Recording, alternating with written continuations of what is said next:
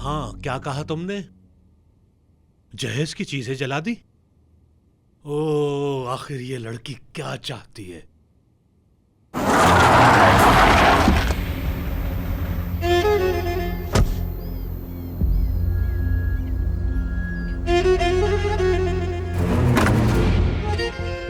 Phone रखो, मैं बाद में बात करता हूँ। तुम्हारा मेरे घा खरीदने का क्या मकसद है? हाँ, मैं भी तुम्हारी तरह छुप के वार करूं? क्या तुम मुझसे यही उम्मीद रखते हो? हाँ, ठंडे हो जाओ मुस्तफा, तुम कुछ भी नहीं बिगाड़ सकते। अभी तो कुछ भी नहीं हुआ। अरे वाह, तो तुम इस कदर बेगैरती पर उतर गए हो। जुबान को लगाम दो, तुम लोगों से घटिया कोई नहीं। शुक्र है हमने अपने शौहरों को छोड़ने वाली, गैर मर्दों से ताल्लुकात रखने वाली को बहू नहीं बनाया हमने। शुक्र है हमारा कोई भाई नहीं है जो किसी की बीवी से निकाह करे। एक बात कान खोल के सुन ले मेरी, अगर आइंदा मेरी जगह पे नजर डाली या फिर मेरे घर वालों के बारे में कुछ कहा तो इस पिस्टल की 2 गोलियों की कीमत तो तुम जानते हो। कसम खुदा की, उस कीमत की परवाह नहीं करूंगा। यार की जबान तो तुम्हें समझ नहीं आती ना?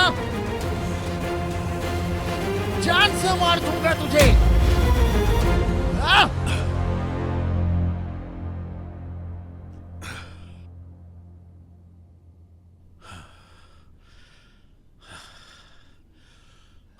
मुस्तफा भाई किधर? कर बताऊं अभी?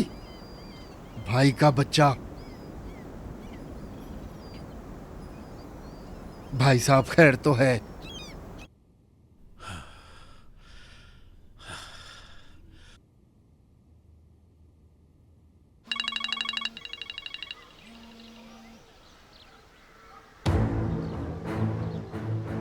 सलाम जमील साहब। विधात साहब, मुझे समझ नहीं आ रहा कि मैं आपसे ताज़ियत करूं या दुआ दूं।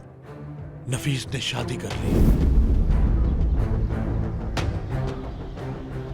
तुम्हारी बेटी मरेगी, मैं तुम्हें ये दुआ देता हूं जमील। मुझे परवाह नहीं है कि उनकी शादी हुई या नहीं हुई जमील साहब, मुझे बस मेरा बेटा चाहिए। खलीली हवेली भी लोगे तुम? अभी मुस्तफा खलीली यहाँ आया था, मारने की धमकी दी है मुझे।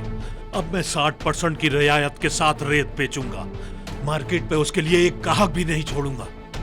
तुम्हारे उन चेक्स की आखिरी तारीख कौन सी है? 2 हफ्ते रह गए। ठीक है, 2 हफ्ते तक खलीली के अकाउंट में एक अठन्नी भी नहीं रहेगी। एक दिन का रेत भी नहीं बेच पाएगा वो। तुम हवेली लेने की तैयारी करो। मैं तो कब से तैयार हूं जमील साहब, इतना तैयार हूं कि बस